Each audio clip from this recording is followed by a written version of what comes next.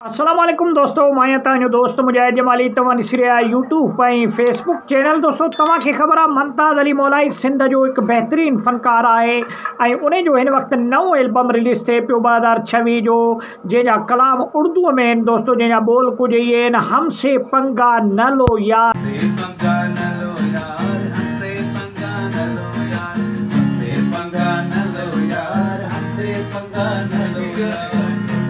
दोस्तों अहिड़े क़िस्म जो एक कलाम आहे जेको तव्हांजी यादो रखंदासीं इन वीडियो जी सूरत में।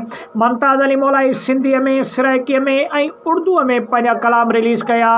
उन खां पोइ जॾहिं पहिरियों कलाम उर्दूअ में मुमताज़ अली मौलाई रिलीज़ कयो त सिंध में आओ तुम्हें मछली पल्ला खिलाए। दोस्तों इन कलाम खां पोइ मुमताज़ अली मौलाई खे पूरे पाकिस्तान में पज़ीराई मिली ऐं उर्दू मीडिया, सोशल मीडिया ते तमामु घणो माण्हुनि जेको आहे सो मुमताज़ अली मौलाई खे चाहण स्टार्ट कयो। उन ॾींहं खां वठी मुमताज़ अली मौलाई सिंधीअ में त पंहिंजा कलाम रिलीज़ कया।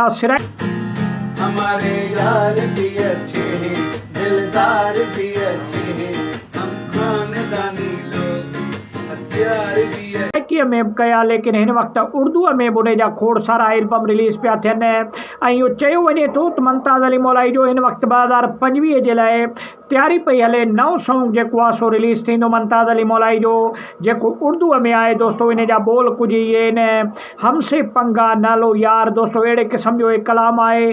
तव्हांखे कहिड़ो मुमताज़ अली मौलाई जो कलाम पसंदि आहे कमेंट सेक्शन में लाज़मी ॿुधाइजो। वीडियो खे लाइक ऐं शेयर